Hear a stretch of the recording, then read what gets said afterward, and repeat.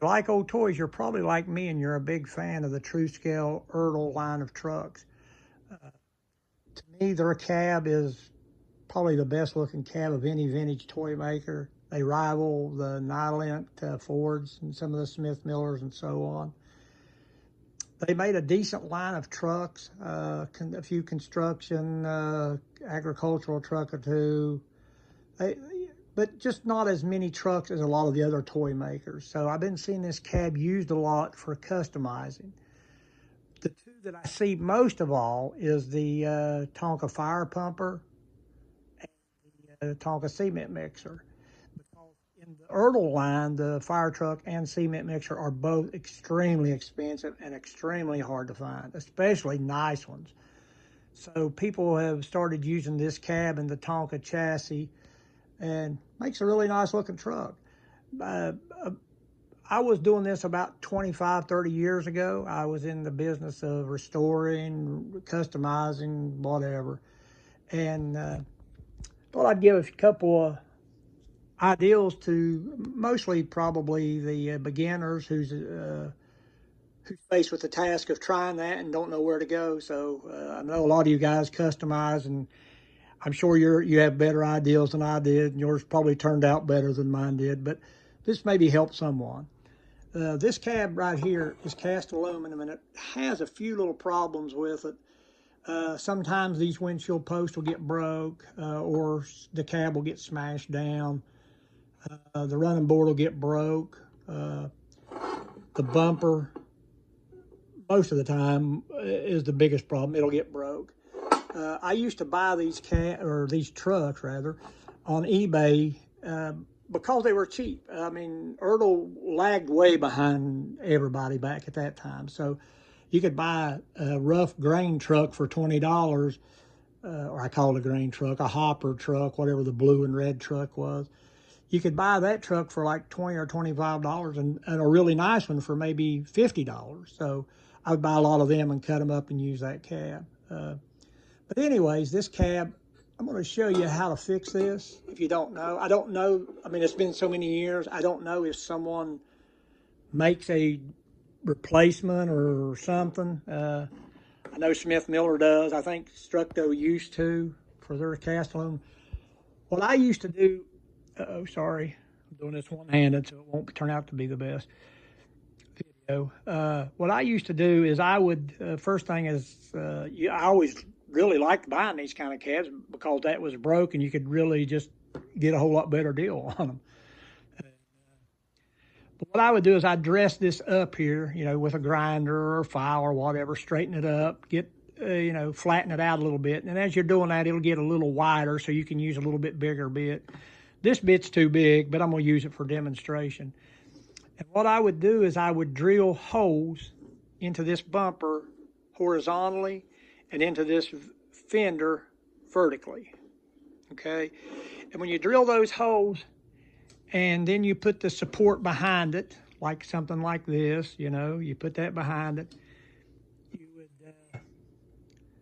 take this truck and you would start filling those holes in with that JB Weld. I use JB Weld, so I'm going to just keep referring to it as JB Weld, but whatever epoxy you use. I used JB Weld Traditional, and I liked it better than any of the quick dries and all that stuff. So what I do is I would fill these holes in with JB Weld and then fill this in as well with JB Weld.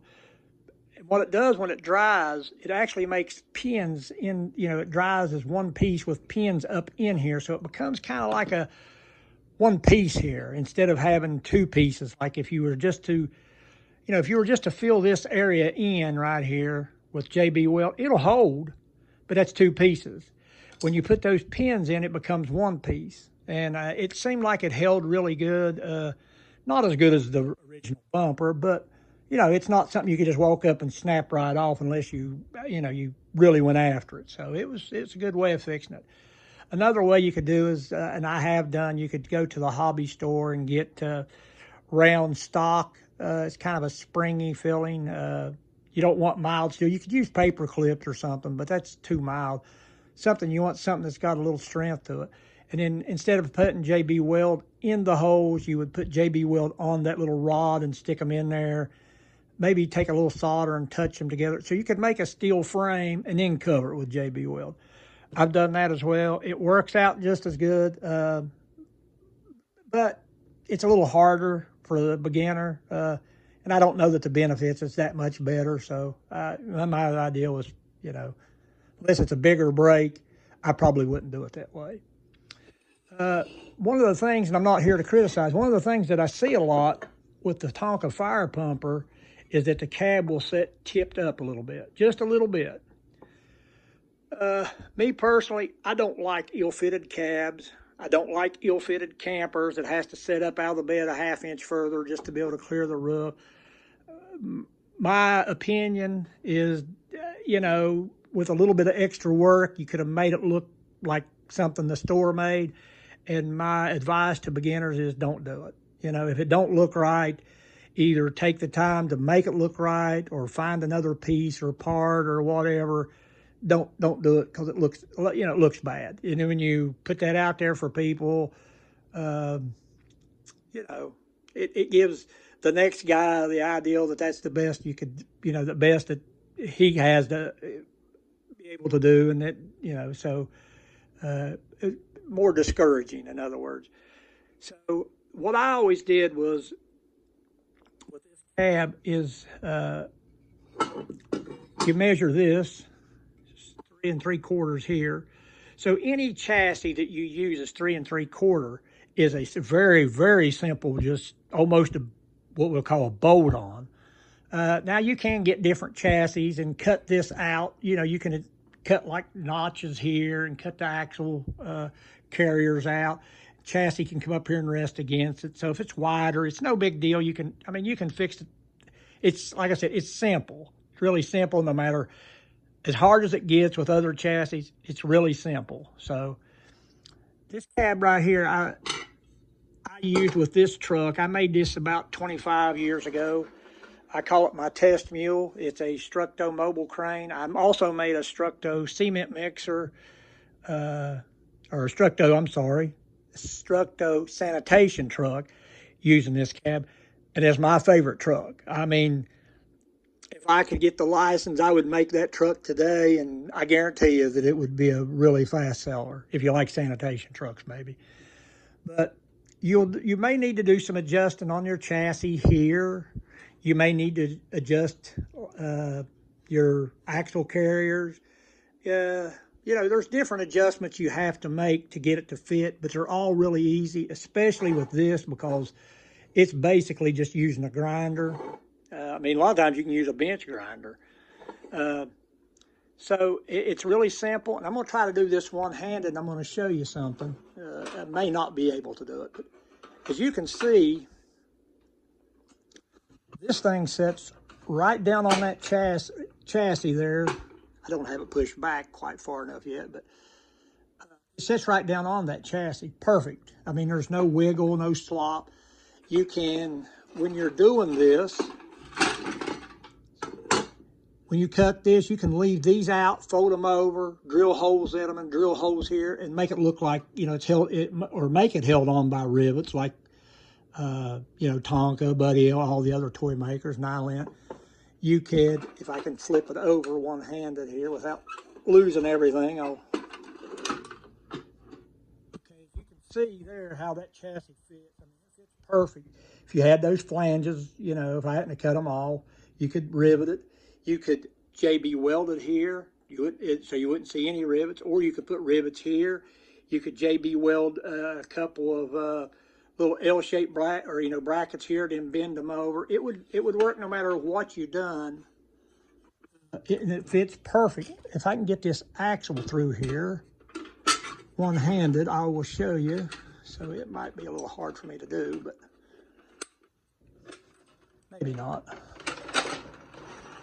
As you can see, that truck looks, I mean, I personally like it. You may not like it, but imagine it's all orange and the white grill, and you might even put a light on top, put highway department decals on there, or something, you know. You could change the wheels. Those are the true scale wheels there. You know, there's just a lot you could do. Put a caution, you know, a caution sticker here. But that makes a really good looking cab to put on any truck. You know, like I said, the sanitation truck is my favorite out of all the toys that I've got, and I've got a bunch of toys. It's my favorite press steel, and I made it. But the cab sits good and level. It doesn't sit cocked up like this, like a lot of those Tonka fire pumpers. It's just a very, very easy fit. Even at the worst case scenario you run into, it's still easy. It's an easy fix. It's an easy custom. It's easy for a beginner. You can look like you've been doing it for years, just with a little bit of work. And you can imagine if you bought a nice cab that wasn't broke and a nice Structo, you know, it's already got nice paint. All you'd have to do is paint the cab to match. Put a couple stickers, put your ideal wheels, you know, maybe some Dopke wheels on it or something like that. You would have a really, really good looking truck. So I just wanted to give out those few pointers. Hopefully I didn't insult somebody by, you know, talking about the cabs being tilted. I'm sure everybody out there probably has a lot better way of doing it than I do. If you do, please share it in the comments. For somebody starting off or somebody somewhere that needs that help, I hope this helps them somehow. But got any ideas or any comments, just leave them in the box below. Thanks a lot.